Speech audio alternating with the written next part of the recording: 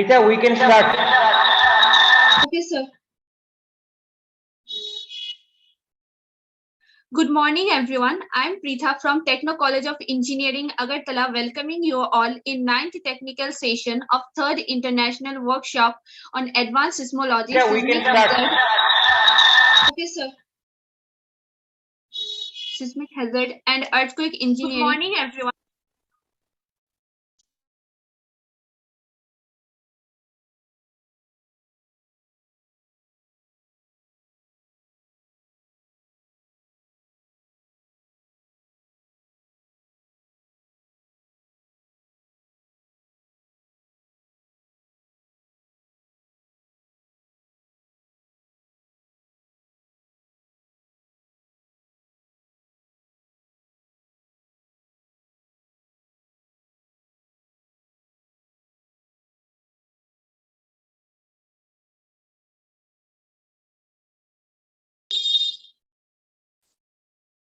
Good morning, everyone.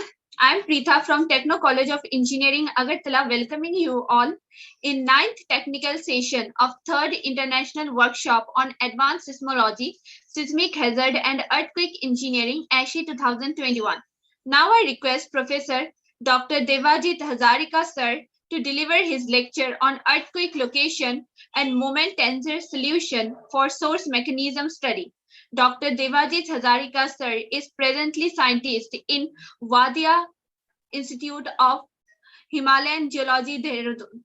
Sir, we are privileged to have you in our workshop. I also request Professor J.R. Kayal, sir, for chairing the session.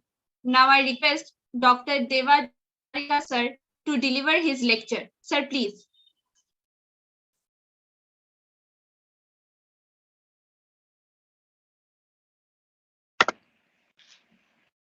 Very good morning to all of you. Today, I would like to discuss about the earthquake location process and also the moment tensor solution for earthquake source mechanism study. And this particular topic is I have made only for basically for the young researchers, those who have started their work and would like to know about the process, how to get the focal mechanism solutions through the most updated technique, the moment tensor solution method. So basically I will include these basic things like the methods for earthquake location, which is most important for a seismologist before doing anything. Then I will introduce the focal mechanism solution, which is an important tool for understanding the seismotectonics of a region, starting from the basic principle regarding this P-wave transmission up to the waveform version. I'll try to cover most of the things, and also I will introduce the algorithm that I'm using for moment tensor solution. And finally, I will discuss about some case studies that we have already very recently have done. So at the beginning, for a learner, what is earthquake source? What is the focus of an earthquake?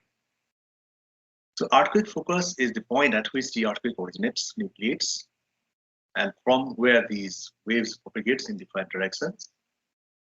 So that we call it a focus. And the epicenter is the vertical projection of the focus on the surface. And the distance from the recording station to the epicenter, that we call it epicenter distance. So all these things we came to know after happening an earthquake. And first of all, what information a seismologist can have it from an earthquake?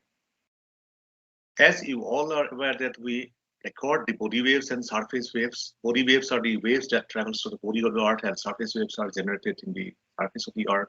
And when earthquake occurs in the crust, then it travels like this, and we record the ground velocity or ground motion in the form of 3 waveforms: vertical, north-south, and east-west component. So that for a seismologist, what is the input that we receive is only the time of arrival of different phases, P wave and S wave. And also we have the amplitude values for corresponding different phases. So both this time and amplitude are the clue for any kind of analysis. First of all, how to know where the earthquake is located? That is one of the most and primary tasks that a seismologist have to do. So how to do that? You know already these things, but I would like to recollect again the earthquake location methods.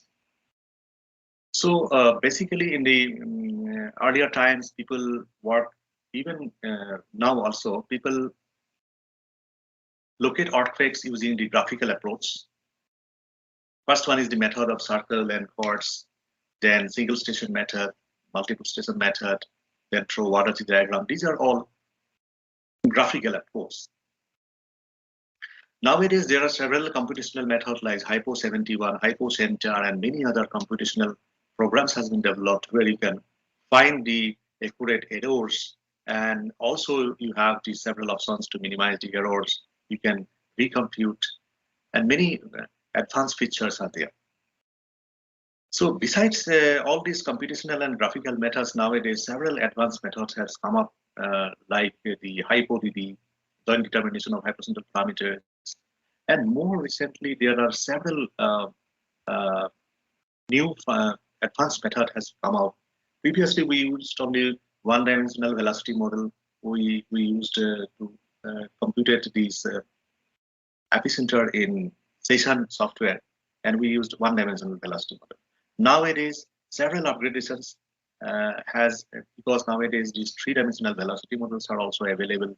So there are several new codes has appeared now, which is freely available, and you can find in GitHub, where these three-dimensional velocity models are considered for precise location of particle. Now let us go to the basic principle of locating an earthquake. So for this graphical location of an earthquake, we need at least 3 recording stations for a particular earthquake.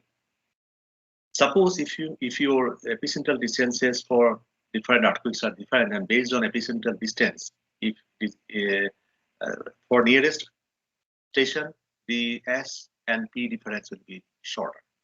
And if you go to the longest, S and P difference will be longer.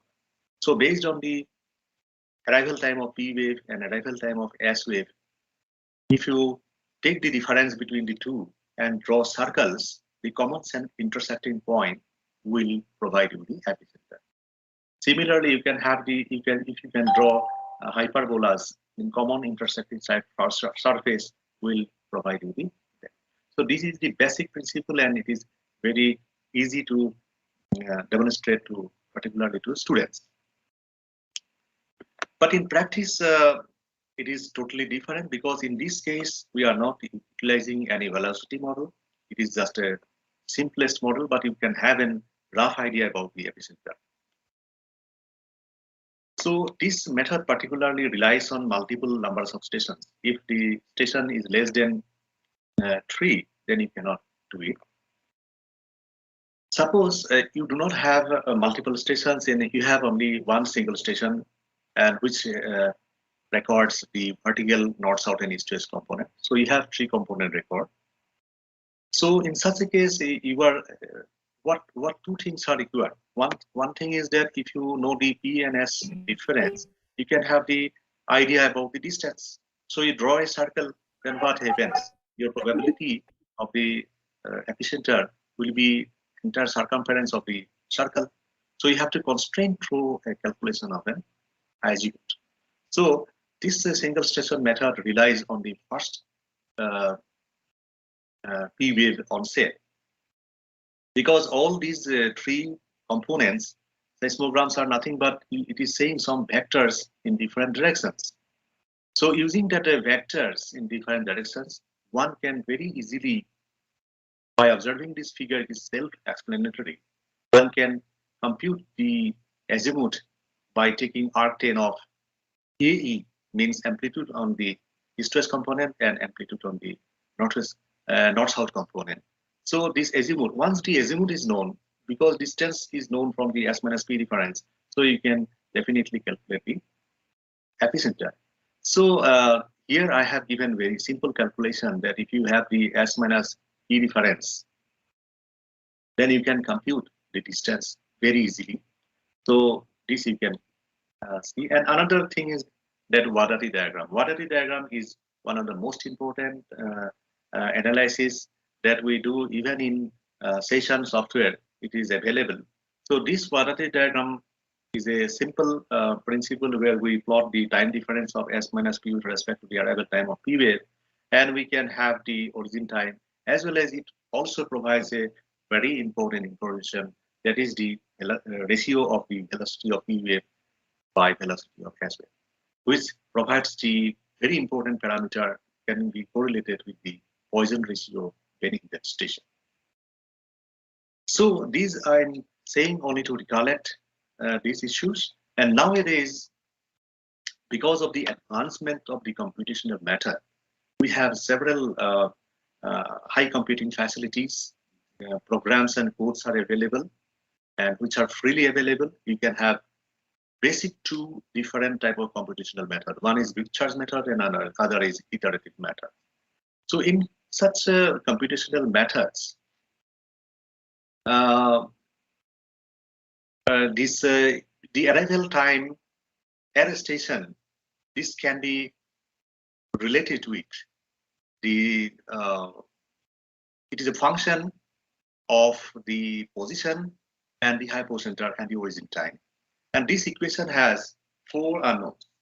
So in principle, 4 arrival time observations from at least 3 stations are needed in order to determine the hypocenter and the origin time. And if you have n observations, there will be n equations of the above type, and the system is overdetermined and has to be solved in such a way that the misfit of the residual Ri, that is Ri at a station, is minimal. So this methodological principle and the mathematical steps I am excluding, but just I would like to inform that there are several computation methods are available for precise location of the earthquake.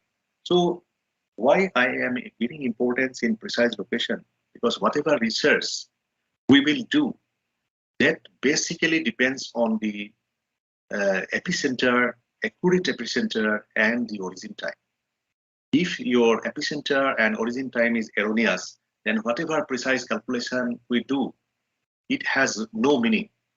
So first and foremost exercise is the analysis of the seismograms, because nowadays, previously it was a paper seismogram, it was very difficult to see the phases, and nowadays in digital platform, you can zoom out to any extent and you can look at the phase very beautifully. There are several options for filtering and other things. So this location and precise location, this is a important task before doing anything in seismology. That is why I'm giving importance in this computational method in locations. So normally we look at the earthquake based on the multiple station method using the algorithm developed, for example, the Hypo 71 that was implemented in session, and usually many people utilize it. So after doing that analysis in Hypo 71, still some error persists. To avoid those errors, another advanced techniques are available. One of them is the hypo-DT technique. And this hypo-DT technique can be obtained if you write a request mail to the author. The hypo-DT technique takes the advantage of the fact that if the hypocentral separation between the earthquakes is small compared to the event station distance and the scale length of the velocity heterogeneity, then the ray path between the source region and the common station are similar along almost the entire ray path, and in this case, the difference in travel time for the 2 events observed at one station can be attributed to the partial offset between the events with high accuracy. Suppose, and in this technique, you can go through this technique in detail. The principle is very simple.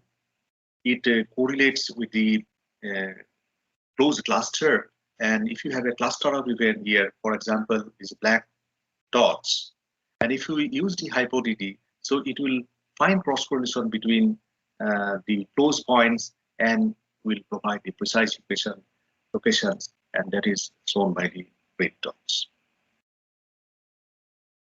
So these are in a just a nutshell that I am giving you, that, and the main intention to discuss about the location is that whatever we will do next is 100% it is rely on the locations that you have obtained.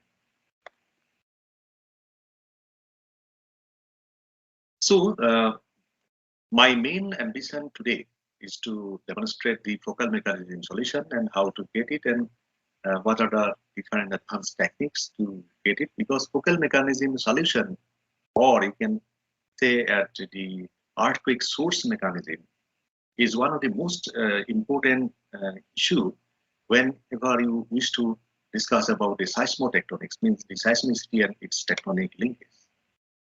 So in this presentation, I will give you very basic idea about the visual presentation, how we can present a focal mechanism solution, and the Dystrographic projection techniques.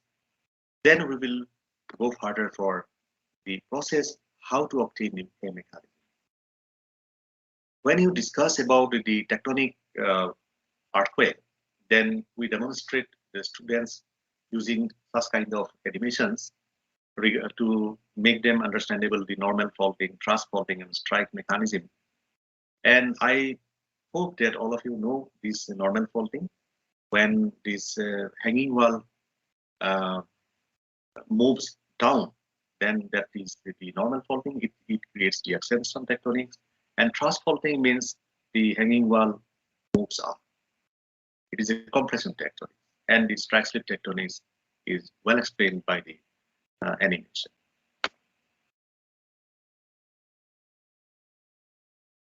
Now you see how the source mechanisms, means the physical process, and is represented through the focal mechanism solutions. So if you see any seismotectonic paper, you will find this type of figures. So if a seismologist observes these figures, then he immediately can get the information about what is the strike of the fall plane, what is the tipping angle of the fall plane, what is the slip angle of the fall plane. All these parameters can be visualized from the focal mechanism solution. I will explain. Now, as we are considering the tectonic earthquake, so we have to consider the double couple source mechanism.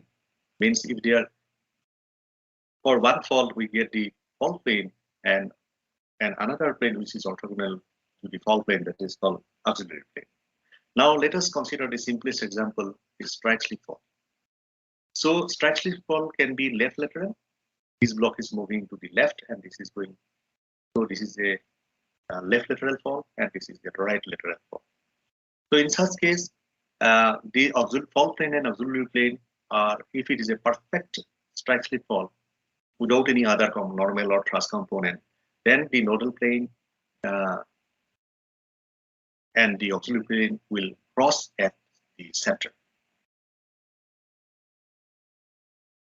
Then just I'm giving the basic idea how to see the focal mechanisms. Now this is a example of the truss mechanism, reverse or truss mechanism. This hanging wall is moving up.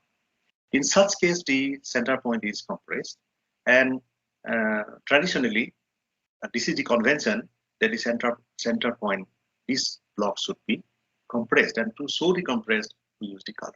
It can be black, it can be any color, and the dilatation point always we show by the white color. Now, if it is a normal fall, if the hanging wall goes down, extension tectonic, in that case, the center will be white color. It is diluted zone, and this is the compressed zone. So and if is a complex conjugation of the two, for example, the strike slip as well as the truss. This thrusting is happening as well as there is some component of the strike slip motion. Then in that case, you can see here the center is dark, means thrust, and there is a cross-cutting of the nodal planes. It is away from the center, not perfectly strictly, but it is doing that. So in that case, we call it a reverse fall, oblique reverse. And if the normal component is there with strike slip, then we'll call that normal fall with strike slip component. So these are the things. Now you are clear that if it's cross perfectly at the center means strike slip. If the center is filled with color, that means truss mechanism. If center is kept white, then it is normal mechanism. So at least by observing in a seismotectonic map, you can now say that this is strike slip, this is truss, this is normal, and this is truss with strike slip component. Similarly, you can have the normal with strike slip. So at least the basic idea you can have. Now since the issue is that how to get the mechanism. Sometimes what happens, the earthquakes normally the small earthquakes, they do not show the expression of the fault at the surface. In some cases, geologists can go to the field and they can see the surface ruptures, and from there they can estimate that what is the type of fault. But in most of the cases, for micro earthquakes, even for the large earthquake like the Bhuj earthquake, sometimes the surface expression of the faults is not visible on the surface. So in such case, the computational seismology is applied. So based on the waveform data that we are having, because each and every wiggle of the seismogram, if anyone wish to understand, then he can also have the idea about the source. Then the main objective of today's lecture is that how to get the focal mechanism solution by sitting in a lab, by computing doing some modeling and computation, and remotely you are assessing that the earthquake has occurred because of a reverse fall or because of a strike slip. So this technique is largely utilized for characterizing a fall or to know which fall has generated the earthquake. Since we are talking about the computational seismology, so you have to define your source and everything in terms of some angular parameter. Here, this is the hanging wall block. I am not showing the footwall. This is footwall block. I am not showing the hanging wall block because I want to show the angles and everything. So just imagine that hanging wall block is just above this fault plane. This is the fault plane. Now this faulting process we can present in the form of one is we can represent it with the help of three angles, the strike, dip, and break. Or otherwise, you are seeing here is we can express this faulting mechanism or geometry of the fault in terms of the unit vector, which is orthogonal to the fault. And another is if the hanging wall block is moving towards this direction, so this direction is called the slip angle. And the slip direction and the angle made by this slip direction with the horizontal, this is called slip angle. And this is the dip angle made by the fault surface with the horizontal. And strike is always measured from the north. Strike of the fault is always measured from the clockwise from the north. So this is the two systems. One is the strike, dip, break, or otherwise you can express in terms of N and D, unit vector orthogonal to the plane, and the slip vector. This unit vector N and slip vector is linked with the equations. That means it is linked directly with the strike dip. So this is the present fault geometry that we can present through the strike dip break and or otherwise the normal vectors. Another important concept to understand the focal mechanism solution is the Dystrographic projection of nodal planes. This is a method of projecting half a space onto a circle. For example, the planes cutting vertically through the sphere plot as a straight line. Here you see this is the fault plane, and this is suppose orthogonal to it, absolute plane. Then if you see only the surface of the ball, then you will see that you are seeing only a circle and you are seeing only two cross-cutting lines. So in stereographic projection, we use only this projected part where a fault plane becomes a line and a line becomes a point. Because the cross-connecting line, this is also called the b-axis. This is a line, but it becomes a point. So this concept is very much important because we project everything, whatever we observe, we project everything in a stereo net. So how to do that? How to project a fault plane on a stereo net? You can have several wonderful PowerPoint presentations how to do that. So to project a fault plane in a stereo net, you have to have two things. One is the deep angle, and other is the strike. Deep and strike, these two things are required to project this ball. You can do the projection in upper hemisphere or in the lower hemisphere. So this is the stereo net, which is available, and all geology students, they know, they use it. So in stereo net, this azimuth is plotted on the circumference, starting from the 0 to 360 degree, and deep angle is measured from the circumference to the center, 0 to 90 degree. So if we ask you that draw an oval plane 60 degree, which is dipping towards west, and it is north-south. So if I say north-south, that means the strike angle is 0, either 0 or 1. And 60 degree, how we will count 60 degree? We will count because it is dipping towards west. So we will count from the west, so 0 to 60. So this is the nodal plane that we have drawn. Next example. If anyone is saying that draw a nodal plane which is dipping 70 degree to the east, and it is a north-south, then in that case also the meridian line,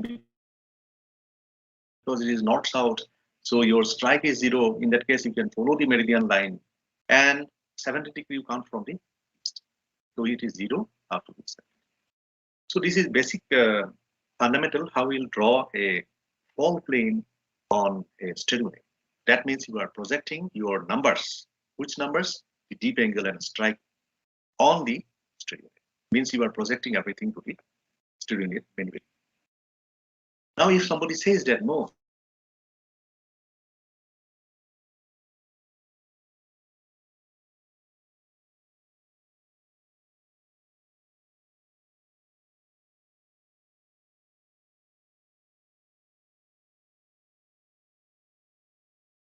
the present position, not the stereo net, the transparency that you are keeping over to draw your nodal plane, that you have to rotate.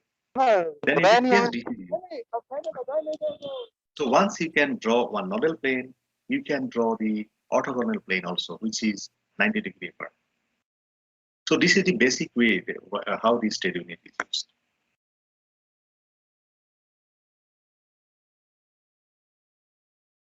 So obtaining focal mechanism solution, or what do we mean by focal mechanism solution is now I think clear. Focal mechanism solution means you are trying to get the geometry of the source in terms of angular parameter, strike, dip, and break, and also many other parameters like b-axis, azimuth, plans. All these things can be computed once you have the strike, dip, and break. So I will first I would like to discuss about the P-wave fast motion data, which is very nowadays you can say an obsolete technique, but it is very much useful and for demonstration, understanding the process of the obtaining the focal mechanism solution. So when an earthquake occurs, for example, let us consider this strike slip earthquake. So this portion is moving towards this, so this quadrant is compressed and this is dilated.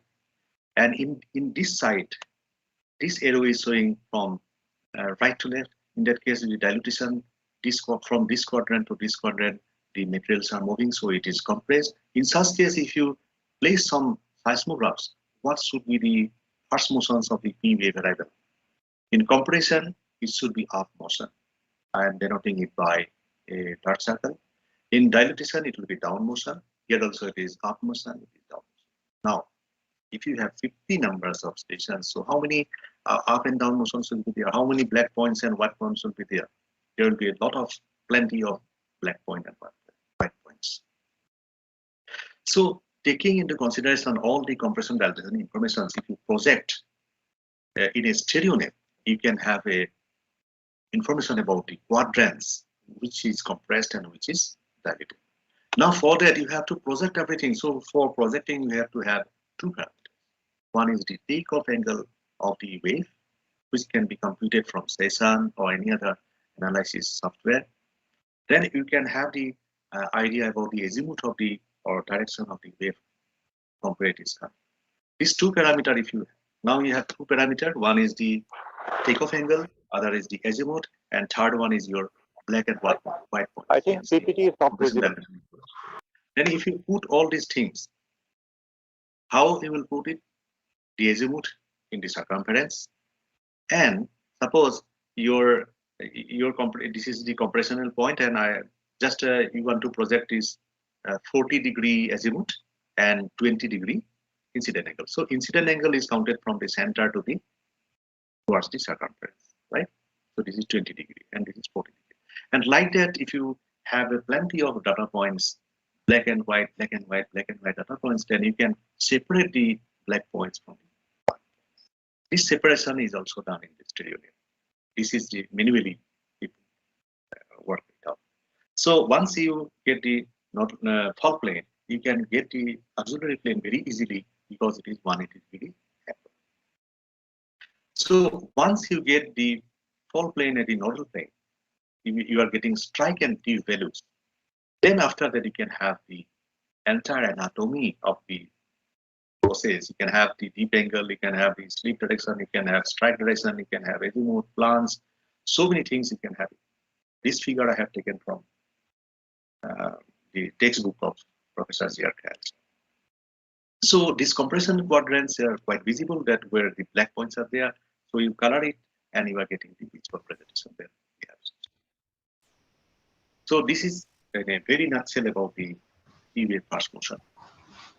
It is very good method if you have a large number of stations, but in some cases, if the magnitude is small, then very less numbers of earthquake, less numbers of stations will record the earthquake. And in that case, the comparison dilution information will be extremely less. And then in that case, your P-wave fast motion method is not valid. So we have to convert our, thinking and mindset in some other way. So for that, we have to go to the physics of the earthquake process. The very basic, that is the equivalent forces. So if one single force is acting in some particular direction, that we call it single force, that is fine. And dipole also we understood that if equal and opposite force are acting in opposite directions in the same line of action, that is called the dipole. And if the line of action is different, then it is called the double couple. And two couple, if we use in a system generally for tectonic earthquakes. What is a tectonic earthquake? Because you see, because of the tectonic movement, the earthquake occurs. What happens? So the displacement with respect to time it will increase, and at some particular point it will be stable. Means Earth as a whole is a stable system. So finally, it is not like that it will go on continuing. At some moment it will stop. That means some opposing force couple is also acting. So that means we have to consider the double coupling source. So likewise, based on the dipoles and couples, if we consider a three-dimensional cubical body, and if you are acting force over it from all directions, then how many different couples and dipoles can represent it? It is always 9 components that I am displaying here. So these 9 force systems can be designed in the form of a tensor, and which we call the moment tensor. Moment, seismic moment. seismic moment is mu AD, rigidity modulus, area of dislocation. So this mu AD is m naught is nothing but that mu AD. So this is the base presentation of an seismic source, and most importantly, that once you convert everything to tensor, then we can utilize the mathematical principles of the tensor.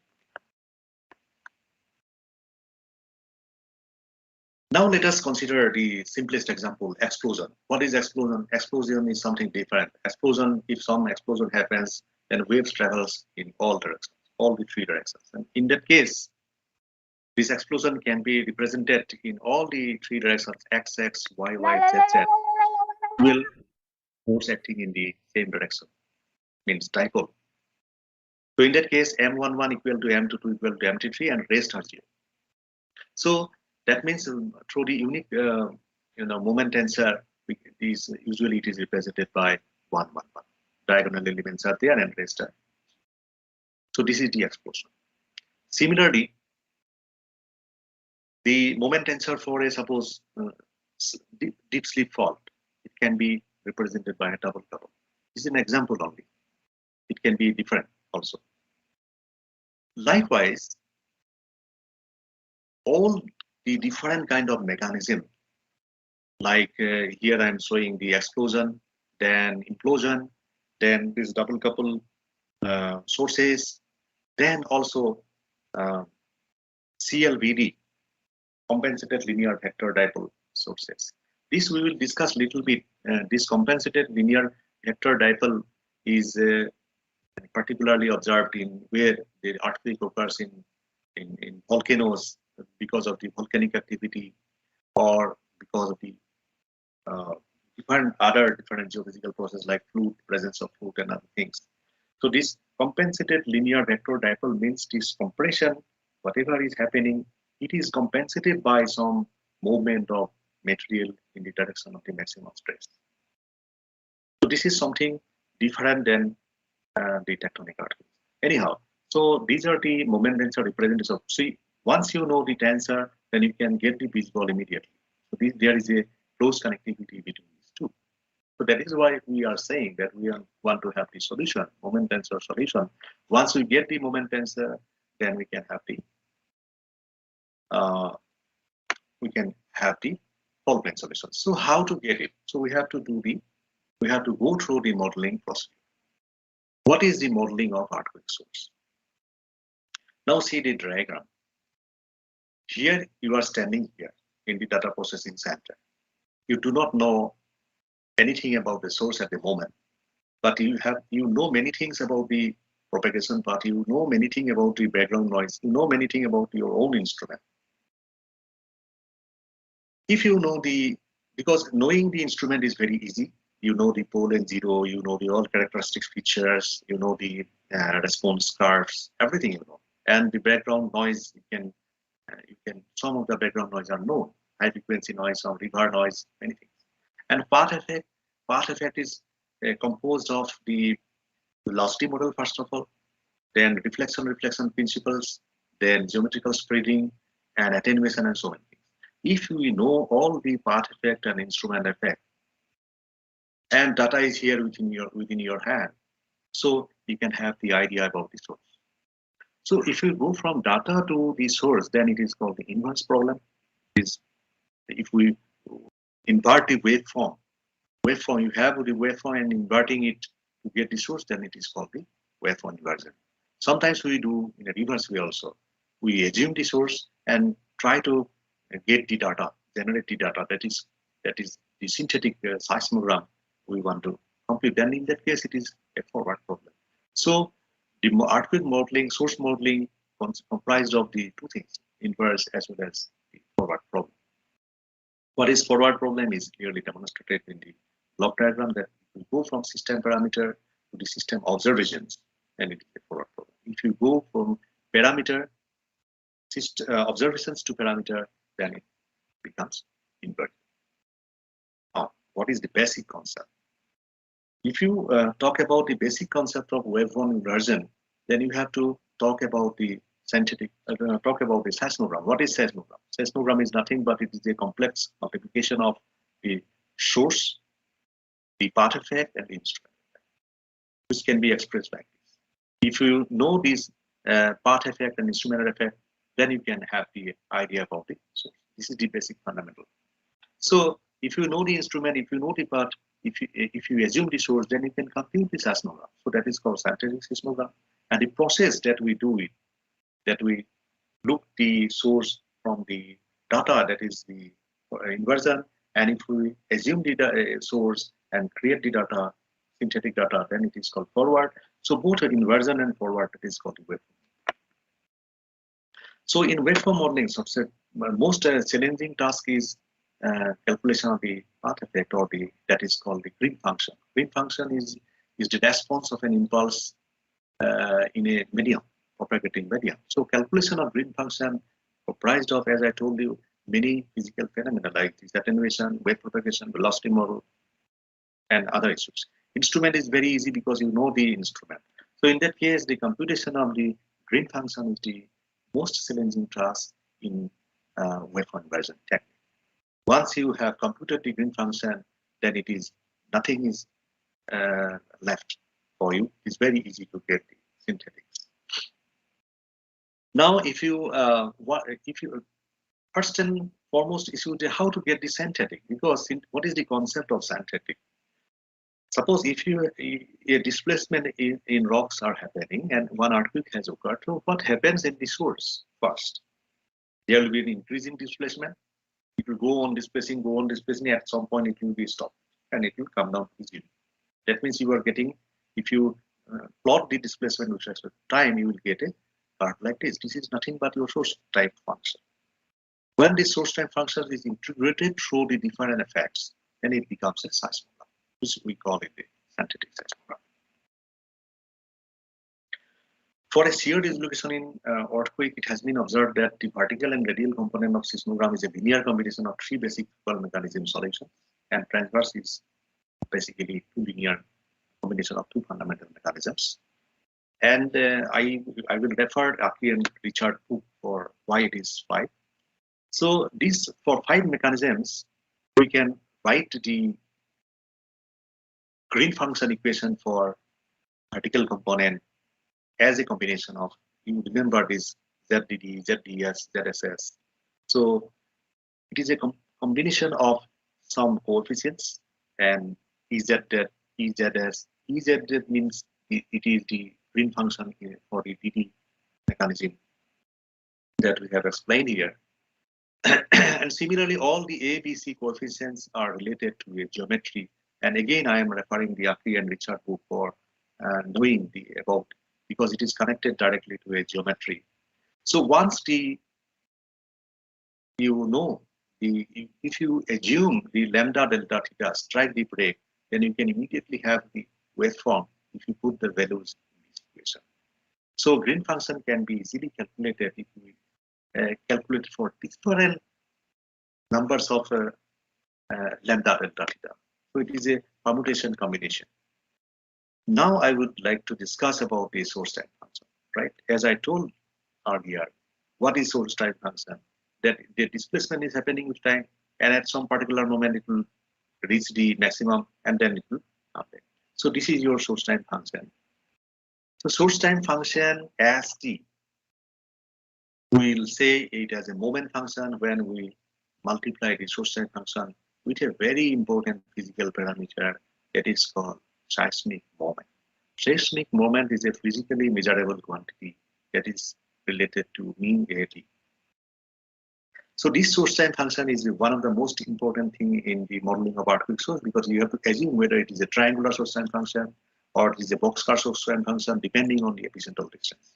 Whether it is a trapezoidal source time function. So once we get this information, then you can get the displacement seismogram. If we multiply this equation, means if you multiply the green function with the seismic moment, then your equation is complete. Then you are getting the seismogram, synthetic seismogram.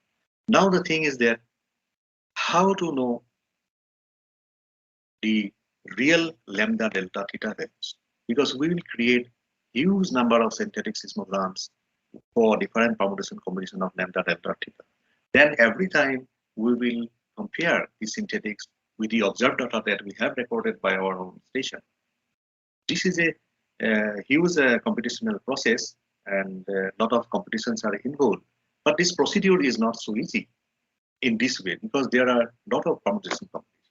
That is why we come back to define the process in terms of the seismic moment. So again, we can represent our seismogram by this equation. It is multiplication of the green function, and this is EY is the ground displacement in the ith component, and Zij is your green function, and Mj are the fixed independent component of the moment tensor. So I'm not explaining in detail about, I am skipping many steps in between.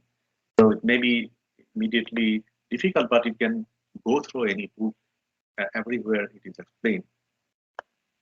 Now in this waveform inversion process, what are the procedures? First, we have the ground displacement. We will record the earthquakes in terms of velocity. So we will convert it into the VRT, means vertical, radial, and tangential component by rotating it. Then we filter it. Then main important step is the generation of the green function. Then the moment tensor inversion, and then finally we'll decompose. And what is the decomposition of the moment tensor that I will discuss later. So this is the mathematical formulation. I will not go in details about that. What is the inversion? So we have to decompose, because we do the full wave moment tensor solution where there will be a component of isotropic and another part is deviatoric. And deviatoric has two parts. One is double couple and another is compensated linear vector dipole. So we are interested for double couple component. So we decompose the tensor and we take out the double couple part of the solution. Parameters that we compute from this, we obtain from this moment tensor solution, the inversion process. We find out the base double couple solution, then also we get the percentage of double couple. If the percentage of double couple is more than 60, then only we accept as a good solution for tectonic earthquakes. We also get the scalar seismic moment from the waveform inversion technique.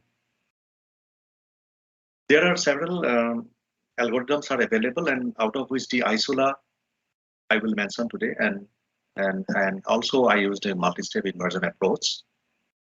This isola is in the name comes from isolated asperities, and it is one of the first moment tensor calculation algorithm, which is based on Harman and Hartrider and other papers, and they have made in the MATLAB platform.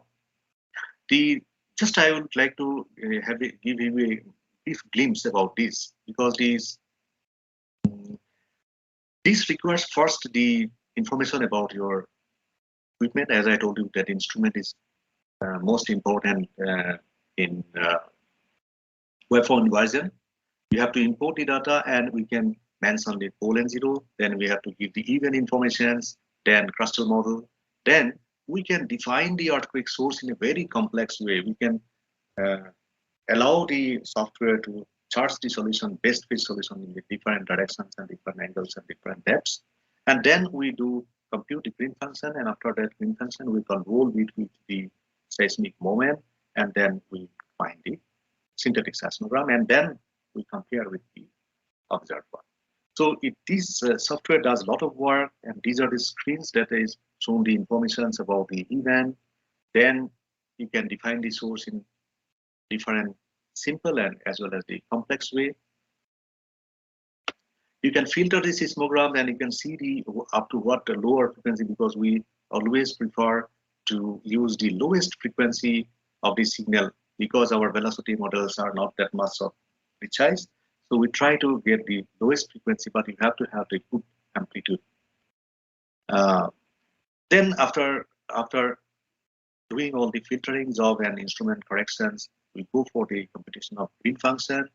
And finally, this is the window for inversion, where you can choose whether you want to do the full wave moment tensor solution or deviatoric solution or DC constraint solution. This is up to you.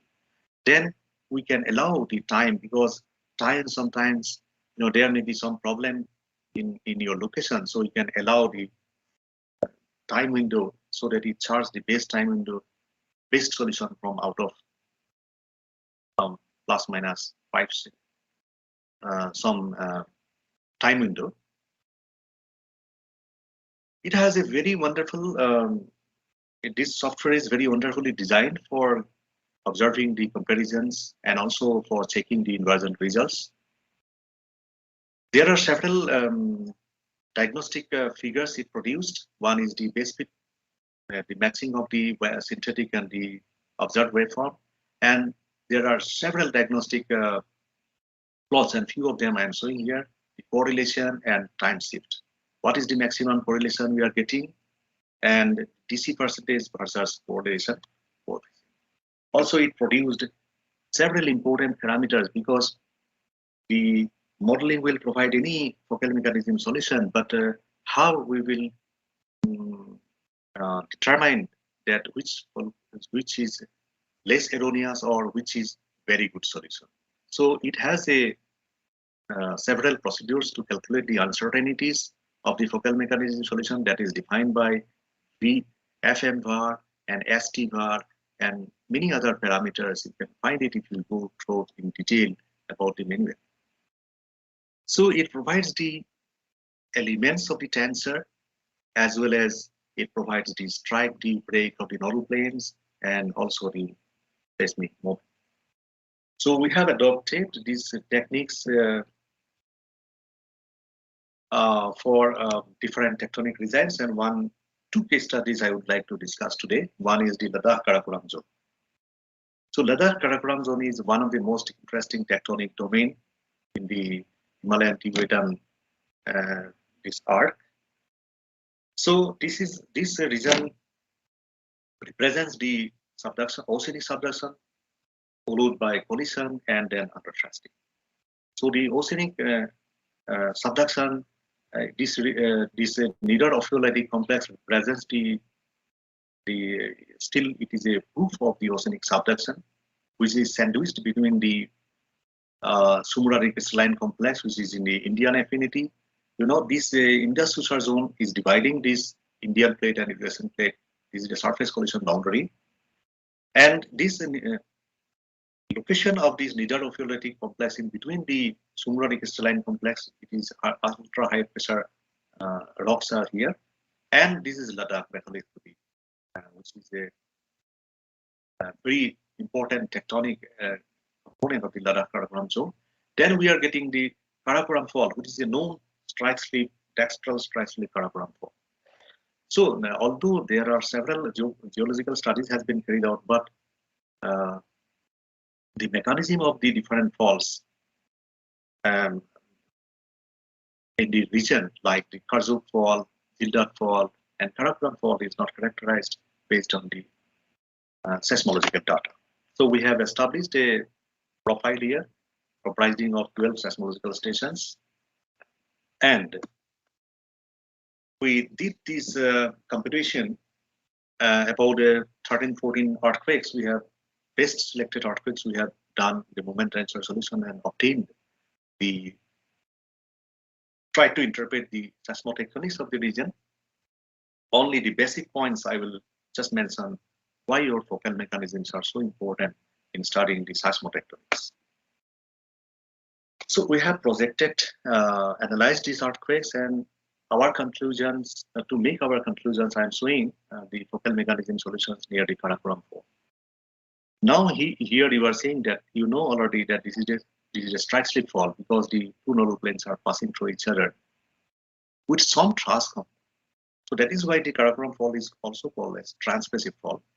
So if we see at depth of 10 km, at depth of 20 km, at depth of 60 km, we are getting what? We are getting a right lateral strike slip fault with a significant truss component.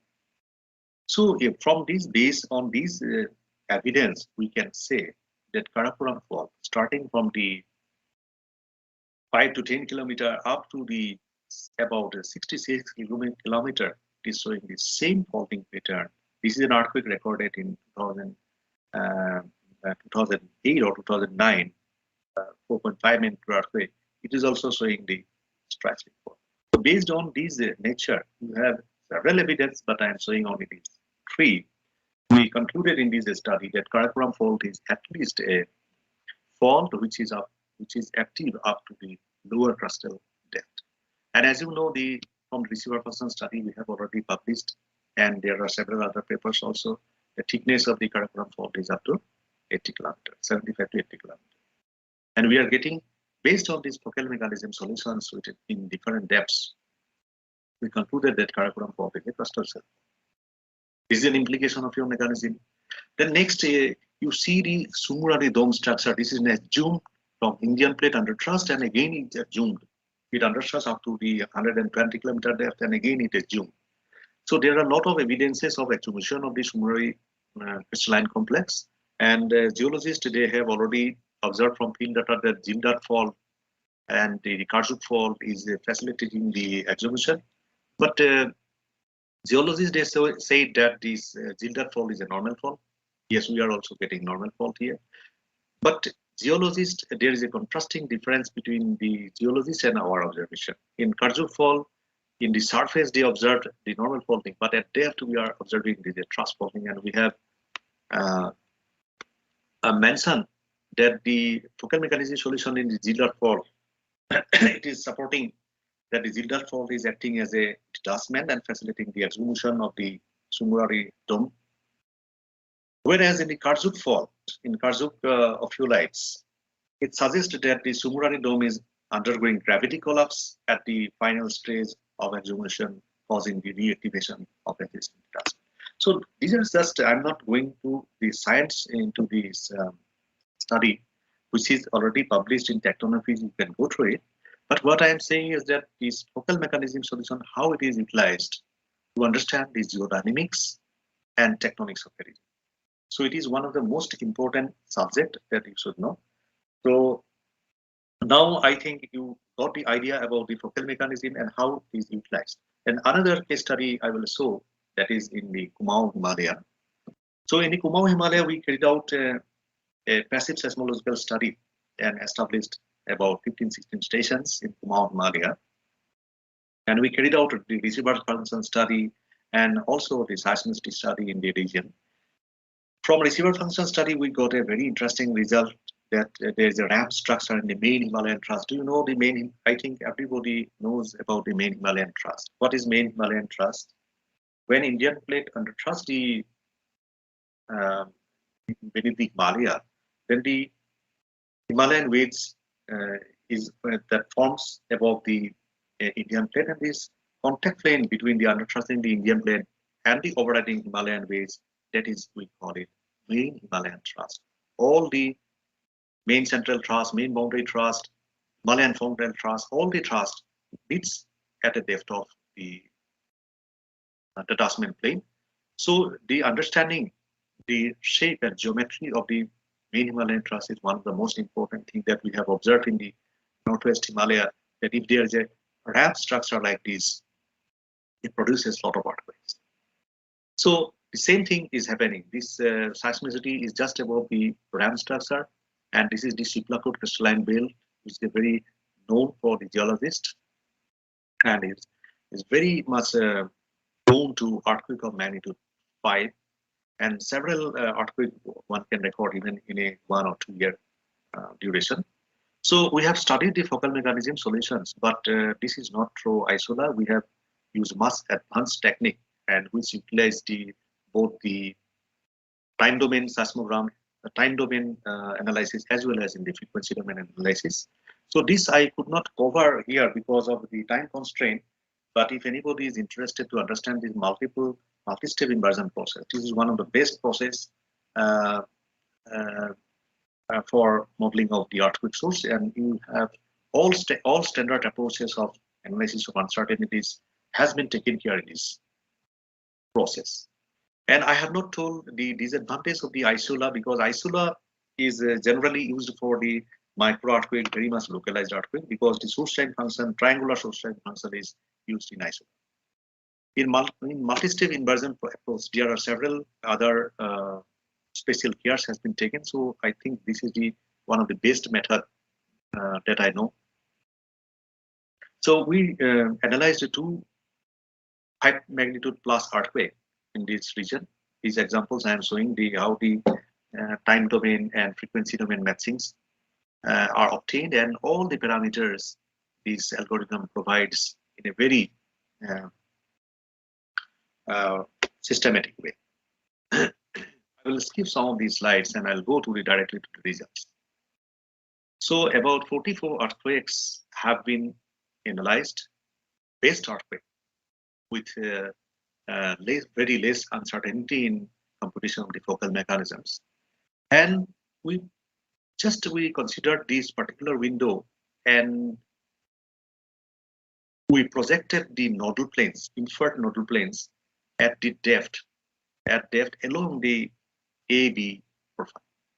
And we observed that the steep dipping nodal planes in the Chiclacoat crystalline belt, and which geologically this Chiclacoat crystalline belt is known for this exhumation process, and it is a duplex system, has been observed on the surface. But it was not reported based on the earthquake data, and from these fault nodal plane solutions, we have observed that several faults shows a steep dipping fault, and this represents the duplex pattern. So the exhumation, duplex pattern, ramp structure, all these things, all these information, and many more information are related. If we do the stress tension inversion, then you can have the average stress pattern in the region, how the stress is changing from one part of the Himalaya to the other. So all these things can be studied based on the focal mechanism solution. So this is the basic tool for studying the seismotectonics in a region. Then also, after getting the focal mechanism solution, you can have the azimuth plans, t-axis, p-axis, all are mathematically related.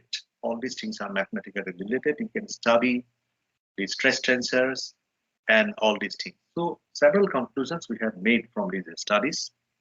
We identified shallow focus earthquakes near the Dharsula region, and we inferred the presence of fluid-free zones and as well as the strain localization and large stress buildup due to the locking of the MST dam beneath the Chiclacoat crystalline belt. The focal mechanisms, based on the focal mechanisms, we interpret the duplex pattern, and also we computed the stress inverse. Many other results also we have discussed. So why I am showing the conclusion? It is not to say about the conclusion of this particular experiment. I am emphasizing that if you understand the focal mechanism solution, if you can compute the focal mechanism solution, this is the primary tool to interpret all these kind of issues. Why earthquakes are happening? What is the structure beneath the surface? On the surface, you are saying duplex pattern. What is at depth? Moreover, we are talking about the low velocity zones and other things. What is the effect of this low velocity zone? Is it some transfer of stress is happening there? So all these things can be addressed based on the focal mechanism solutions. So another third case, I just want to mention that we have in Northeast syntaxis, this Eastern Himalayan syntaxis, we have recently carried out an experiment. This paper is under review in tectonophysics, and we observed a very steep tipping fall in the Luhit tipping suchar zone. This type of steep tipping falls is not observed in Himalaya. In Himalaya, you will find the truss mechanisms with low angle low dipping falls. But here, this tectonics is so complex and it's difficult because you have the indentation tectonics, you have the rotation tectonics. So the effect of all these things and everything, all the faults are squeezed here. There is no much difference between the MCT zone, MBT zone, and everything is squeezed. You will find this Luhit plutonic complex, which is nothing but equivalent to the Ladakh batholith. So all these things are squeezed. So in that case, we are trying to infer that all these truss hits, all these tectonics is accommodated by this kind of faulting that is happening in the truss. So my intention is to convey the message that the focal mechanism solution is one of the best tools for studying the seismotectonics in the region. You will get the idea about the characterization of the wave. If you characterization of different faultings. This in a nutshell I have explained, but the thing is that since we have the expertise in this field, I think it will be very much good if you interact with me through email or WhatsApp, or you can create some Zoom meeting to understand the process. I can share the course, I can train on the subject. So I thank all the participants for listening to me regarding this topic. And in the meantime, I would like to acknowledge my gurus, Dr. Saurabh Borua, Professor J.R. Kayal, Professor Ashen Barsay. These three people I learned initial steps of what is mechanism. So I'm acknowledging these my gurus, as well as I got a lot of ideas from Professor G.D. Jarandik, who is the person who has written the ISOLA code. So regarding my case studies, I have to definitely acknowledge Director Wadia Institute for his support, my all student team, Somok, Arpita, Abhishek, Monica, Meena Waffle, and many other colleagues of my geophysics group for sharing data and sharing knowledge, computation, help in computation. And also I would like to thank CC Pansar for sharing data. So thank you very much to all of you.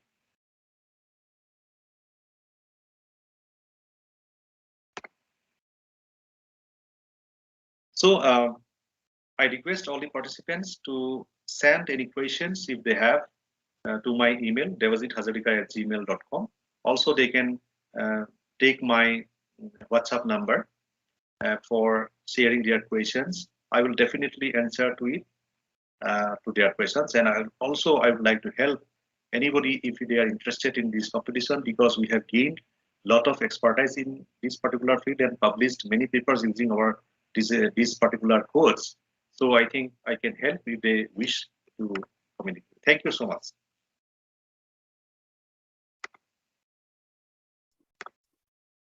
Thank you, sir. Thank you for this wonderful speech. Now I request J.R. Kyal, sir, for saying something on concluding remark.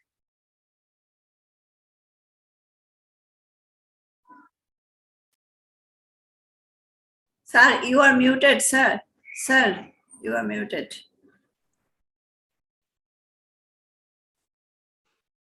Before concluding remarks, if there are some simple questions I can take up. Okay, sir. Yeah. There is a question from Sachin. Sir, in ISOLA, what is the minimum number of places required for calculating the focal mechanism accurately of micro earthquake? Minimum number of? How many number of phases required for calculating the Yes. Number of dates. number of phase? Phases. Okay. You see, So, Sir, this question sir, was this. Hazarika sir joined, I think. Hazarika sir Okay. joined. Here is Devajit. Yes, sir. Before Yeah, concluding I'm remarks, I online. think Devajit can Yes, take. sir. Yeah. Yes, sir. So that is a good question. How many phases are required? Because for e-wave transmission data, lot of phases and lot of data, lot of station data is required. But in waveform modeling, it is better if you have good number of data, good number of station data for a particular event. But if you do not have, even for a single station also, one can have a solution. It may not be that reliable, but it is sufficient if you have one single station data. That is the answer.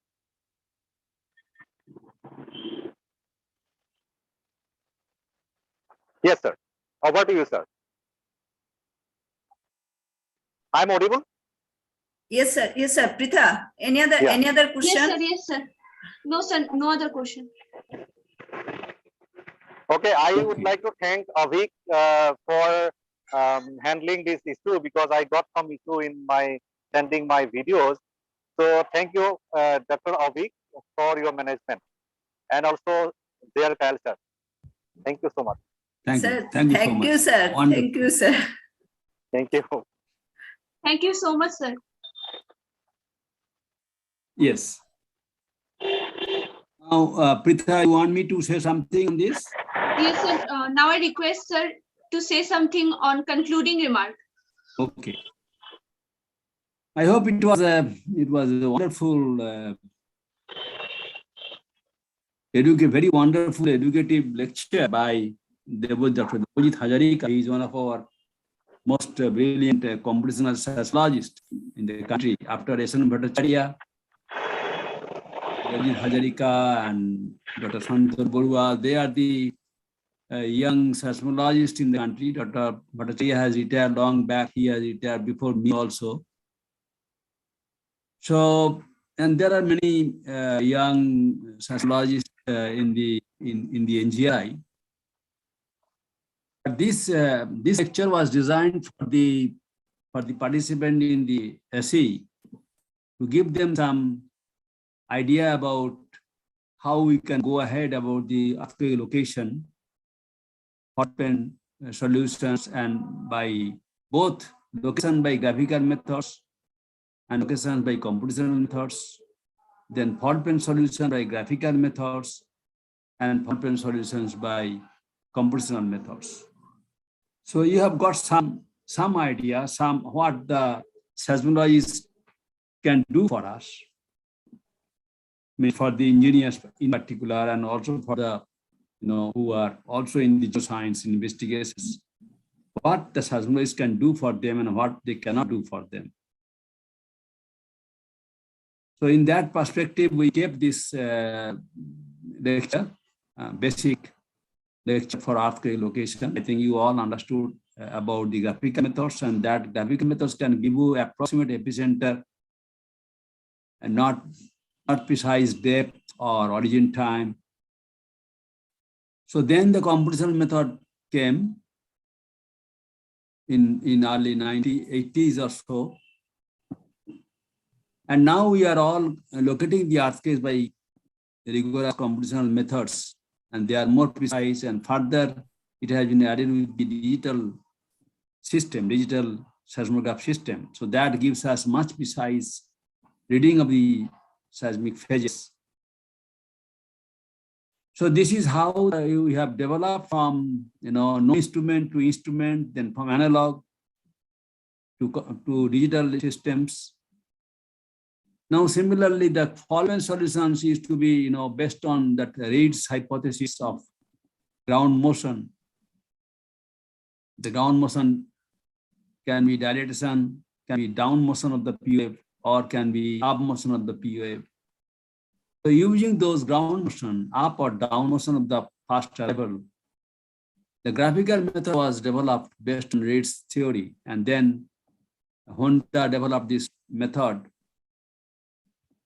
and the following solutions was fairly understood by graphical methods, but it needs minimum 20 to 25 stations data, POA first motion data, so that you can have a well-distributed, on the stereo net when you are projecting this POA motion on the stereo net. It should be well covered through the whole projection, and so that you can draw the nodal planes, two nodal planes, to separate out the dilation and compression zones of the ground motion. So that was the graphical method. Then the digital method with the inception of the digital seismometers.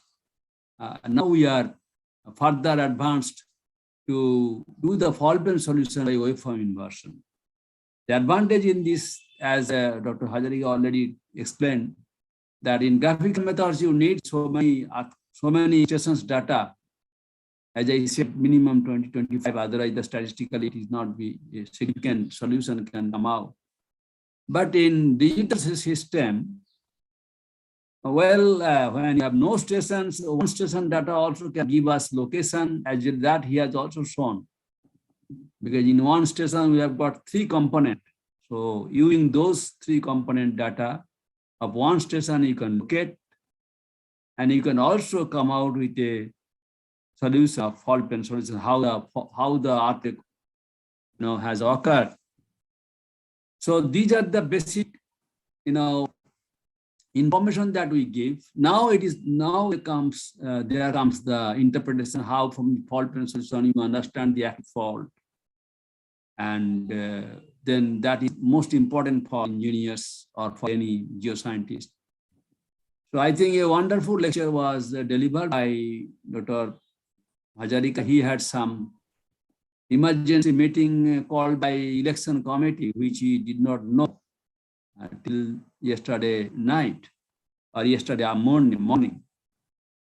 So, but he has managed it very well. I think it was we have enjoyed the lecture, thoroughly we have enjoyed. And this lecture actually was an eye-opening lecture for the seismologist, budding seismologist and budding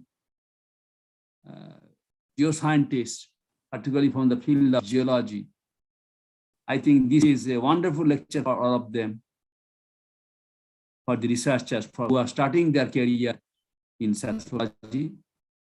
And at the same time, it was a wonderful lecture for all of us, particularly for the civil engineers, what these seismologists do with these seismograms.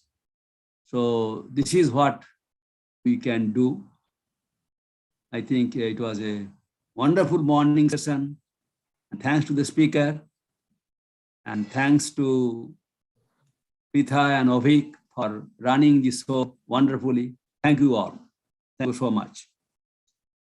Thank you so much for chairing the session. Now we want to convey a small token of love from the students of Techno College of Engineering, Agartala, to our guest, Dr. Devajit Hazarika, sir. Yes. Excellent, excellent. Yeah, actually, I want to see the artist also, because as I told earlier, Yes, it is a brilliant idea and really well done. I need the soft copy in my email. Today evening, you will see the artist today evening. Don't miss the Yes, yes, sure. Yeah, Yes. yeah. So actually, I'm enjoying dual things. So meeting is also going on, and I'm listening to this one also. Both are together. Sir, please Thank you so pardon much. me. Sir, please pardon me if I have not synchronized. I know that some of the slides. Like it was brilliant job, Dr. Avik. You have done excellent job, because video was different and my PPT was different. So you have Yes. passed in such a wonderful way. Really, I should appreciate that job. No, sir. Some of the slides I know. Some of the slides I have No, it was wonderful. felt that later still- on that not be synchronized well. But Still, a very brilliant job you have done. Excellent. Brilliant. It was Thank you so absolutely much. brilliant. Really. Avik is a brilliant man. He's Yes, doing this sure. so really brilliantly. Thank Avik, the convener. Thank you, Avik. Thank you so much. Thank you, sir. Now I would like to request J.R. Kyal, sir, to grant me the permission for starting our next session. Please go ahead. Pritha, Yes, ma'am. just a minute, you wait. Okay, Wait ma'am. for a minute.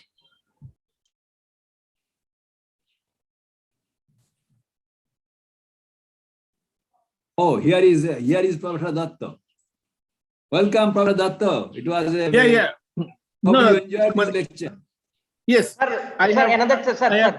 Sir, please, if you make yourself available for the valedictory session. I know it is a bad time for you in Alaska. Please. Oh, yeah. For the evening. Any quick query, Professor Datta? No. I was basically giving my thanks to Dr. Hazarika for such a presentation, and it is a very brilliant student. very nice presentation and Very nice. and very concise. But only thing I try to make a comment might be that might be you can take it for the future. Because now I understand, because all the I think we can discuss it in the validity. Okay. Or maybe we will not be able to do that. Also, sir, I request you to chair the session. Who? Me? No. Yes, sir. Sir, Utpal sir, please, sir.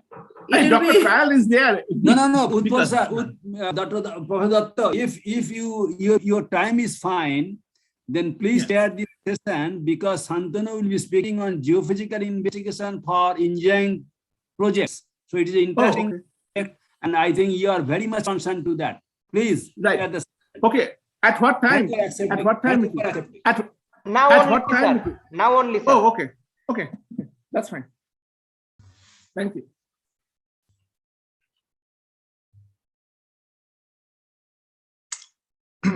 Hello. Hello, sir. Good morning, Yeah, sir. good Welcome to morning. our session. Thank you. May I share my slides? Yes, sir. Sure, sir. Yeah, it has come. Yes, sir. Thank you. So good morning to one and all. I'm very much thankful to the organizer, particularly to the convener, Dr. Mr. Waffle, and co-convener, Professor J.R. Kyle, sir, for inviting me to this international workshop. So after having a very good informative talk from Dr. Devajit Hazarika, let us have some scientific story based on my past experience on some geophysical investigation for one engineering project and on one disaster mitigation project.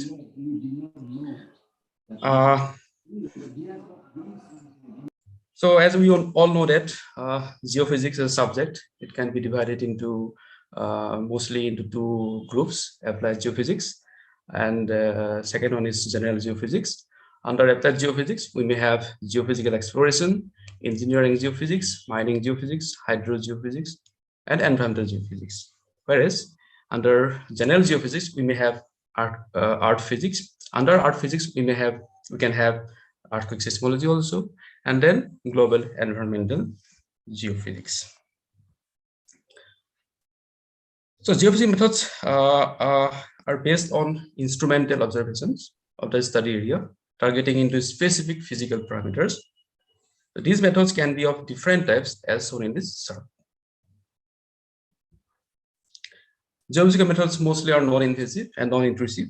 They are mostly depend on the site exploration work and in situ measurement and time-lapse measurement in case of monitoring service. In case of geophysical investigation carried out for shallow depth, near surface geophysical methods from exploratory techniques are used. Defined environmental problems can be well addressed by using different geophysical methods.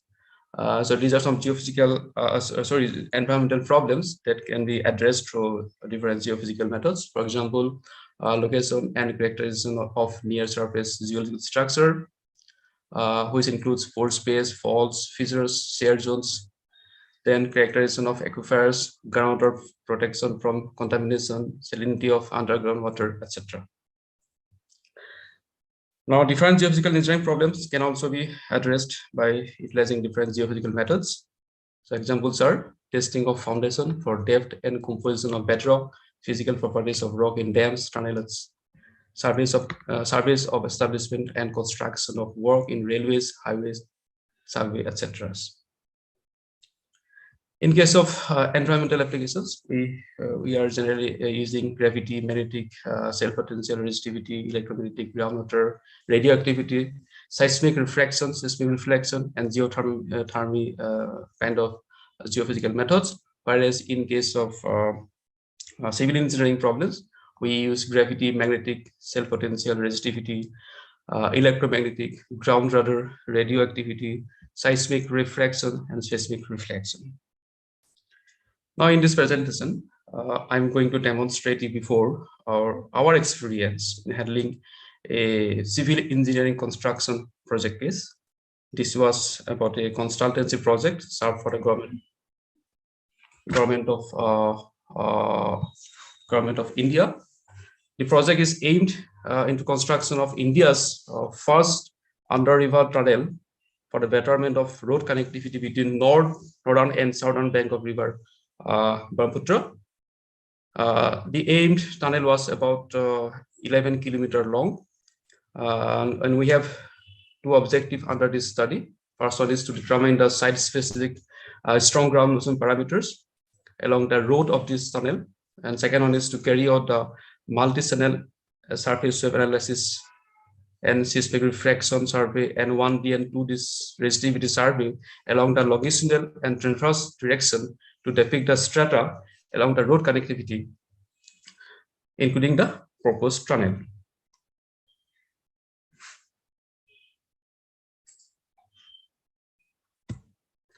So this is a map showing the tunnel path. This is a tunnel path, the blue line is tunnel path across the mighty river Brahmaputra. The whole road length was about 35 kilometers. This is a starting point and is an end point. The whole length was 35 kilometers.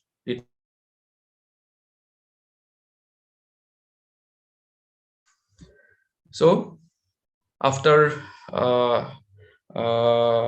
receiving the contract from the government of India, we move forward for the work to accomplish at our earliest.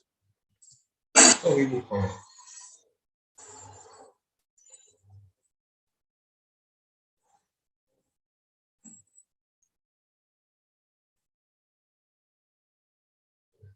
We hired one engine boat, which is locally known as ferry.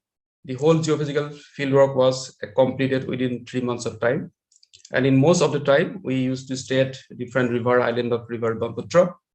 The experience in working there was really great, and I could not explain it verbally. To accomplish this project objective, we utilized mostly 3 different geophysical techniques. Number one, MSW technique, resistivity survey, and then seismological investigation by installing 4 seismograms. So this slide shows the deployment of different geophysical equipment at one of the river island of mighty river Brahmaputra.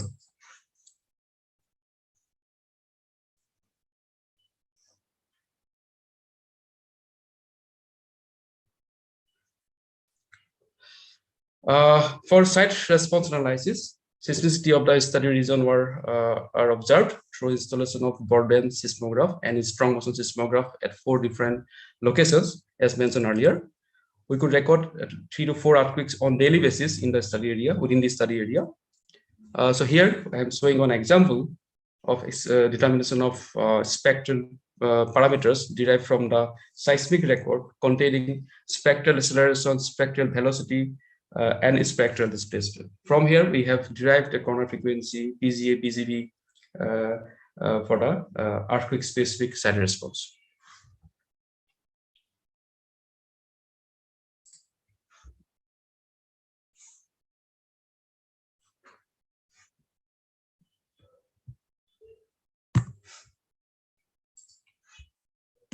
Yeah. Multi-channel analysis of surface waves, MASW technique, has been used at 13 different locations along the proposed road of the tunnel to assess the shear wave velocity structure for both longitudinal and transverse sections. Here I am showing one example where you can see the shear wave velocity profile at different depth. Here we found out shear wave velocity profile at which is a fundamental parameters for construction of a civil work. Similarly, seismic refraction technique has been used at the same 13 locations along the proposed route to assess the PF velocity structure for both the longitudinal and transverse sections. So here is the example showing the different the PF velocity profile at different locations. At the same time, geoelectric sounding resistivity survey was also conducted at the same 30 locations along the proposed road to assess the ground resistivity structure for both longitudinal as well as transverse sections. Here I am showing one of the results. I cannot do a strategic, as the project is very strategic, so I am unable to show you the full result in this presentation. Apart from this ASSHEE velocity profile derived from MSW technique has been combined with a strong motion record to conduct further site response analysis and we have found out the liquefaction potential and predominant frequency for the proposed route of the tunnel. So here I am showing the location of the 4 different locations of the 4 broadband and as well as the strong motion station. In northern bank we have 2 stations, whereas in the southern bank we had 2 locations. So they are altogether we had 4 different observatory at that time. And these are the installed seismographs. Besides this, we have also calculated, as I mentioned, that on regular basis we recorded 3 to 4 numbers of earthquakes. So we have determined the fault band solutions also for this proposed area to find out any active fault passing through that area through determining the fault band solution of the earthquakes utilizing waveform inversion technique. So here it's conclusion for this slide should come later, but somehow it come earlier. The geophysical survey are equipment intensive and maybe sometimes expensive to conduct. Geophysical survey equipment cannot distinguish between cultural and geological anomalies. Geophysical survey techniques are limited to near surface detection. There are limits to the depth and scale of resolution. Geophysical survey equipment may not detect subtle contrast or weak signal if the contrast between the sought after archaeological material and incubating soil is small. Detecting is hindered. Erroneous readings may occur as a result of distortion from the nearby cultural entities with physical or electromagnetic properties, such as subterranean utilities, power lines, metal fences, transmission towers, buildings, roads, railroads, aircraft, and two-way radios. This is my team members who were involved in this strategic project for construction of this tunnel across River Brahmaputra. Now, let me tell you case study number 2. This is about geophysical investigation of Bagjan oil blowout incident of Tinsukia district of Assam. In the year 2020, there was a natural gas blowout that happened in All India Limited Bagjan oil field in Tinsukia district on 27th of May. The blowout occurred at well number 5 in the Bagjan oil field, resulting in a leak of natural gas. The leaking well subsequently caught fire on 9th of June and resulted in 3 deaths. Due to this blowout, large-scale local evacuations and the environmental damage to the nearby Dibru-Soikhwa National Park and Maguri Motapong wetland were observed. Here I am demonstrating you the scale of devastation due to this scale fire and blowout.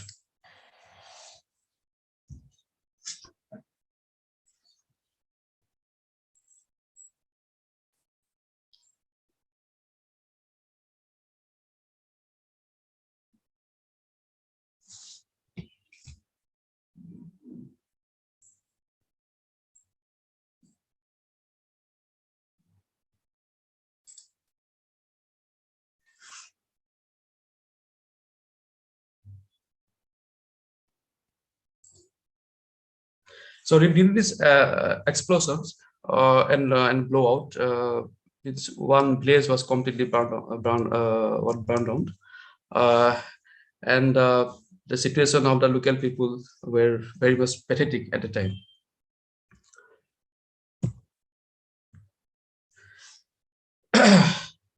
The height of the smoke was reached up to 50 meters due to the blowout, with a tremendous pressure of around 4,200 psi. PSI means pound per square inch.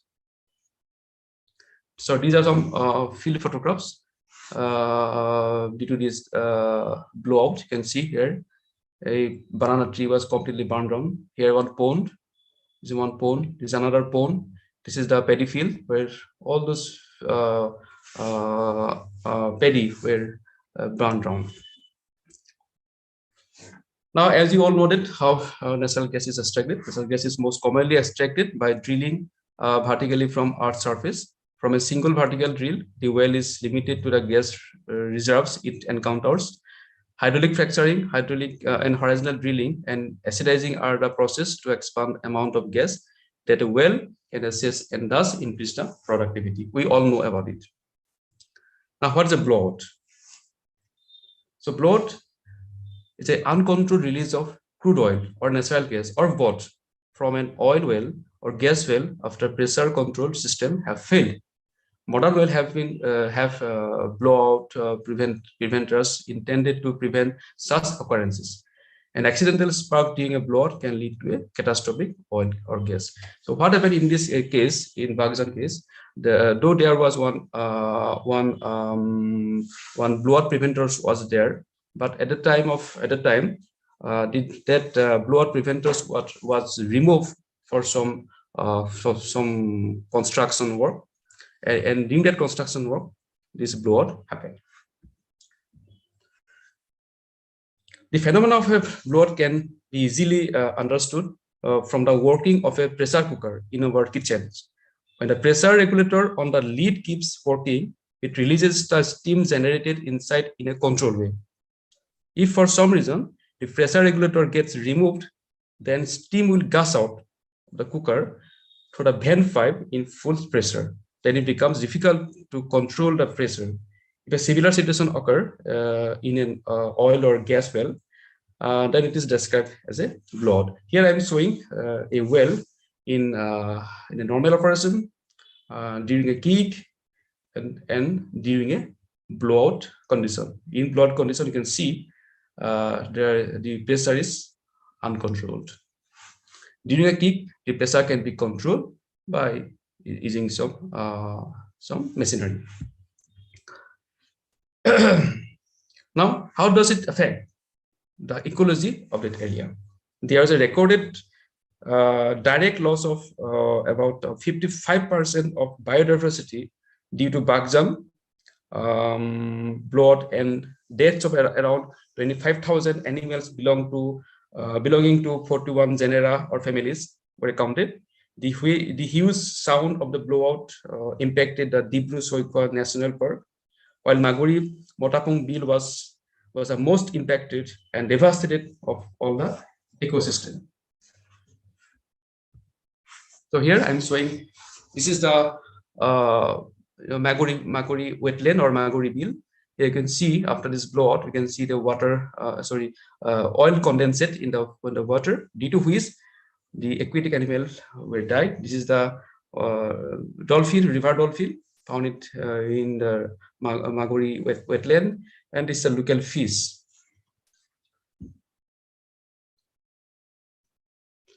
So, immediately after this blowout, the local people reported earthquake-like vibration, and subsequently, government of Assam had entrusted to examine the possibility of occurrence of earthquake and any seepage of oil or gas into different layers of the ground. So after the approval, we made a project having two objectives. The first objective is to observe, detect any induced earthquake due to the blowout condition, and number two, to investigate any seepage of oil or natural gas contained laterally in the ground through geophysical means. So here I am taking this picture. I'm taking this picture from around 100 meters away from this blowout, and this is the assembly point. It is same point from 100 meters away. So you can see the sound as well as the vibration, the ambient vibration. Yes.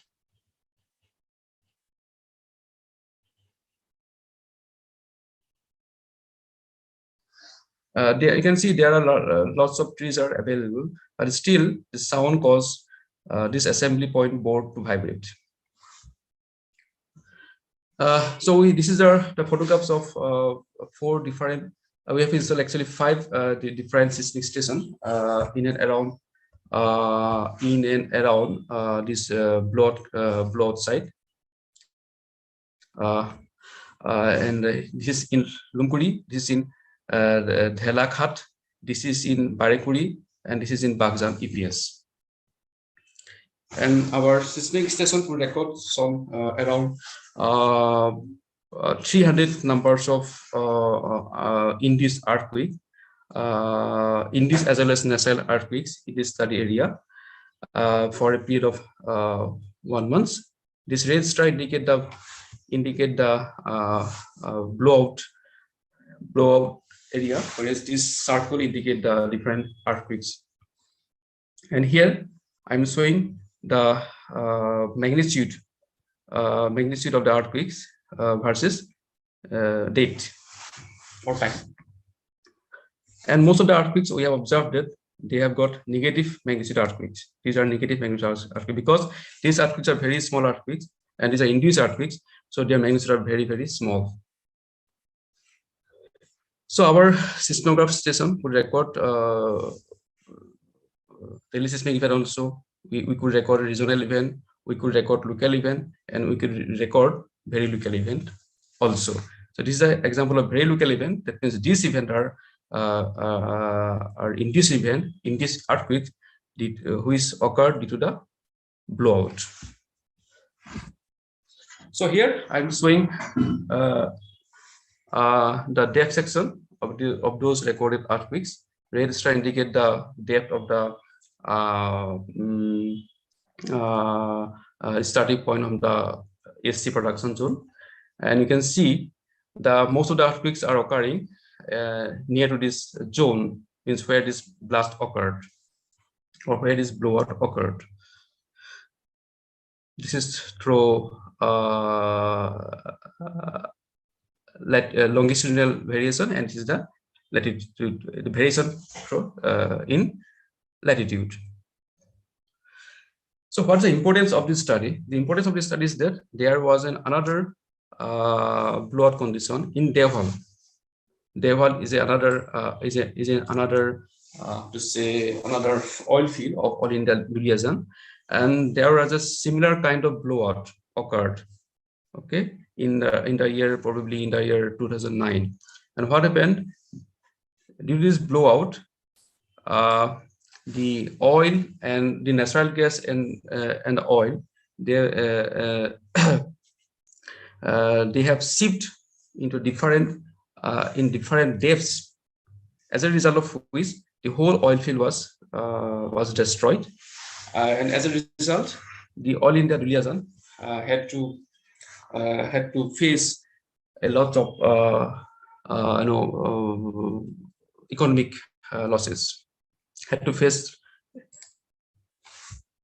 So here I'm showing the case the seepage of oil and natural gas in different depths. You can see the oil is coming up, and at different depths or different layers of the ground, the oil and gas has been seeped. So as a result, the whole oil field was destroyed.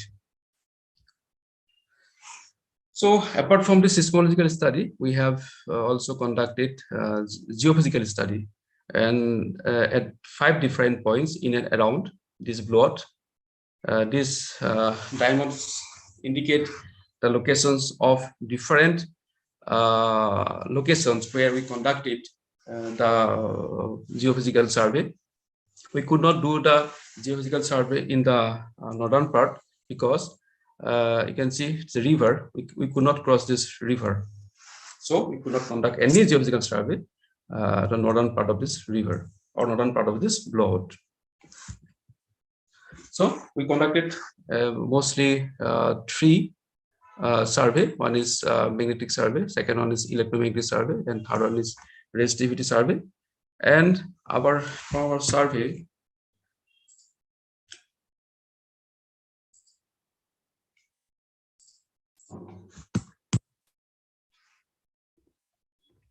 hello, Avik. Yeah, it is going. Yeah.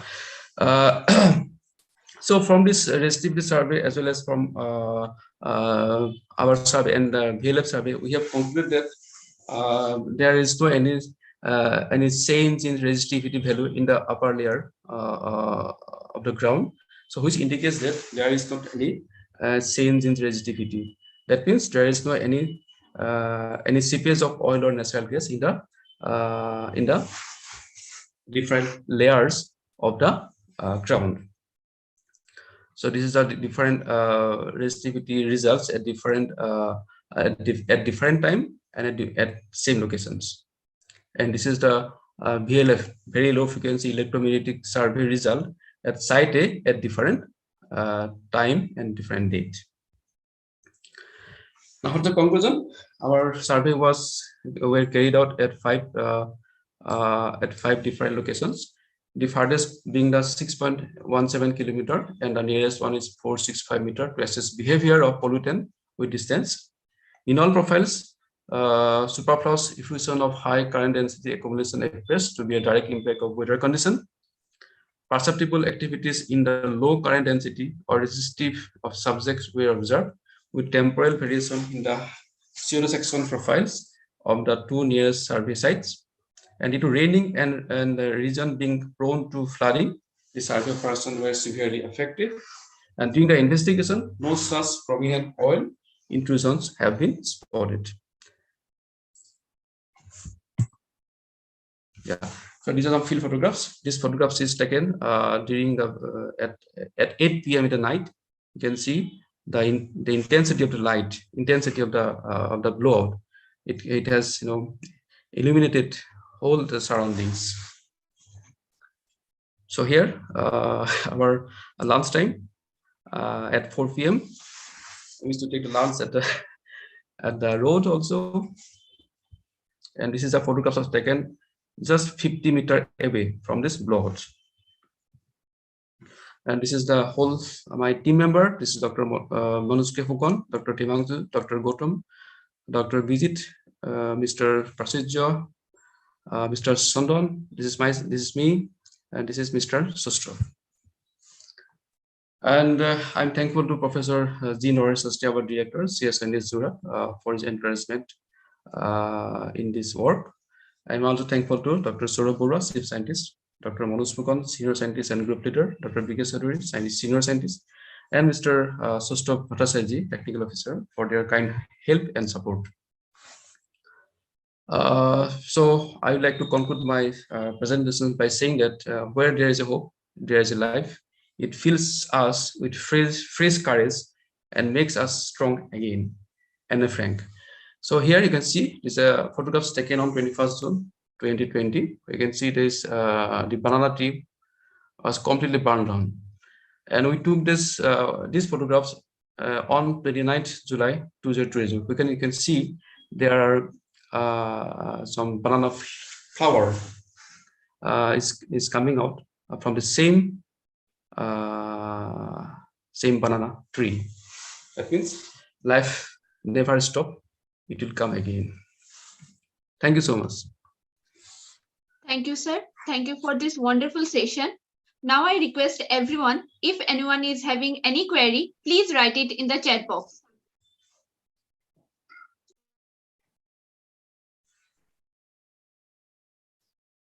Can I make some comment, Pritha? Yes, sir. Sure, sir. Very interesting, Santanu. And you have shown how geophysical methods and microearthquake investigation can help us in engineering problems. You have shown two case studies, one in the tunnel making problem, how the underground tunnel can be safe by, and how we can give the engineers the detailed structure of the underground. And in the oil blowout, we have shown how geophysical methods can help us to understand texture propagation or whatever, or environmental problem can be caused by this blowout. Very good presentation. I have some some comments. Maybe Professor Datta will give his final comment, but I just have come to my mind that for the tunnel investigations, that underground investigations, since you had some islands in the on the river, and you also did some work there, your site response and your AP by VA study and all these things. But I would imagine that if you could do some dipole sounding, say from southern part you are sending current, and in the island you are making the measurement, so that you can go much deeper into the into the subsurface, down to few hundred meters to even 1 kilometer or even more with this technique, and you could know the structures below the river bed by deeper investigations. That is one suggestion, if it is possible. And for the case study in the oil blowout, your micro tremors due to this oil blowout looks to be spread around the well, and there is some trend. Could be there is some fracture zones because of the oil flow in the fracture zones. They are generating some micro tremors. It may not have affected the wide area, the oil seepage and groundwater pollution, but I think within the limited radius, I think there is some underground water problem may have arisen or may arise. Just my speculation. You can just this is my comments. But this attempt is wonderful. Both are very difficult project, the objective to be achieved, and investigations you have done, I think it's very exemplary, wonderful.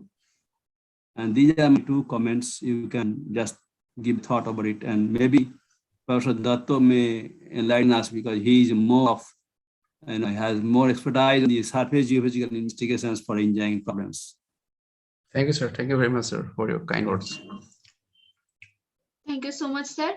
Now I request Professor Utpal sir from Alaska to say something on concluding remark. Sir, please. Sir, your mic is muted. So thank you, Dr. Barua, for such a nice presentations, and it is a really indeed a very good scientific experiment, which at the time of the blowout, you guys have got the courage to go there and do the things. It's really amazing. So regarding that the riverbed problem, as Dr. Kyle has already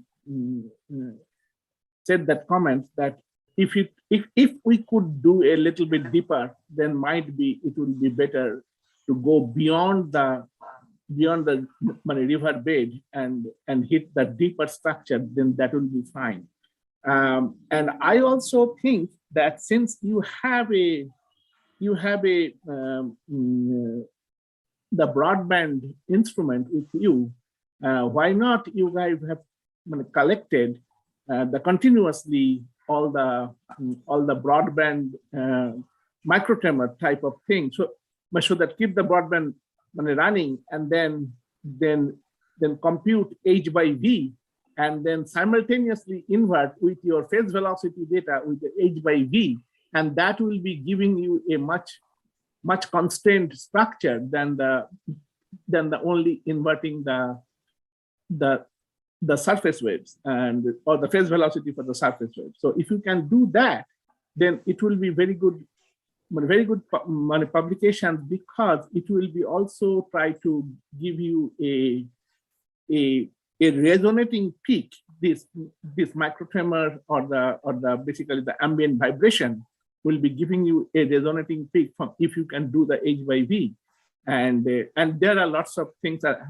available from the H by V and the surface wave inversion and the joint inversion techniques, and that will be delineating the upper surface very nicely. And by the way, I think that you had only used the 24th channel, right? And that's 40th sensor. Huh? 40th sensor. 48. Oh, 40th sensor. 40th Yes. sensor with a 2-meter spacing, or what type of spacing is this? Yeah. 2 meter. Yes. So that means it will be already 96 meters. So at least you can give a 50-meter thickness pretty easily. So Yes. I think that will be fine. And I do not know whether you have only one type of vertical seismometer, or do you have the transverse seismometer too? No, only vertical, sir. Only vertical. Only So vertical, sir. Yes. basically, I thought that in your survey you could do simultaneously the P and S by using the transverse things and get the things done. So basically, and that is why the VP and VS ratio, particularly for the riverbed, we could get the good result for that. But that's okay, that's fine. But I congratulate you that you have taken such a nice experiment and take the courage to lead this thing, and that's a very amazing. And I am glad to note that in our in India such type of projects are being taken care of, and it is a very, very useful for the geophysical technique. Yes, thank you very much. Thank you. Thank you, sir. Thank you very much, sir. Thank you. And now we want to love.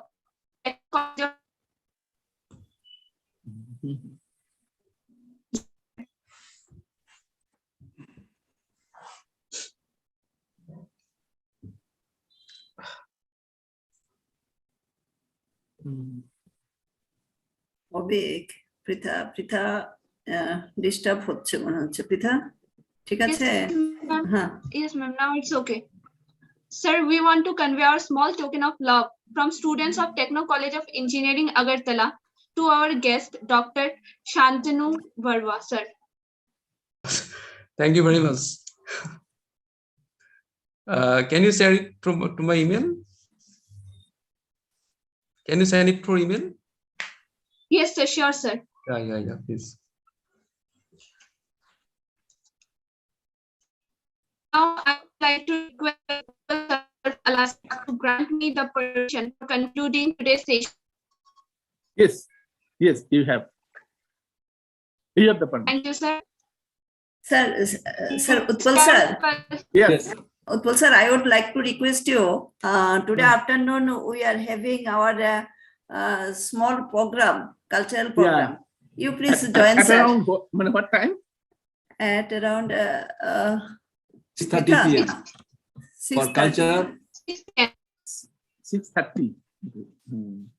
culture program 6:30 6:30. and valedictory at 7 p.m. At 7 p.m. So Yes, 7 So p.m. 7 p.m. valedictory. yeah.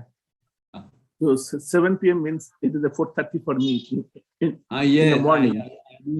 That will be too early. Yeah, too early. Yeah, but if I can make it, I usually wake up at something around 4 o'clock. But if I can make it, because now from today onwards we have a winter break, so I am fine with this. So that's fine.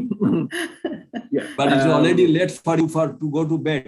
Thank you. bed. Yeah, so basically Thank to you. that Have is nice what- sleep, that- and if possible. Yeah. That is Thank you what- so much. yeah. Nice to see you. yeah. Thank you. Thank you, sir. Thank you. We will start Thank you. our cultural session At at 6 Sir, 6:30. p.m. please, So sir, we will please, join. Utpal sir, please Yes. try to be present in the valedictory session. Yeah, I'll try my best. If I can wake up, definitely. Shantanu sir, please. Yeah. Thank you. I'll try. Sure. Yes, Anton, wonderful. Thank you, sir. Thank With you. your grace. Shantanu sir, thank you, sir. Oh, thank you very much for inviting. Sir. Very uncommon very uncommon problem, engineering problem you tackled. Right. Thank you, Right. sir. Thanks. Thank you, sir. Okay, sir. We Thank will you. start our cultural session today at 6 p.m. So we'll join with the same link by 5:45 p.m. for the cultural session. Stay tuned, stay safe. Thank you all. Thank you. Thank you.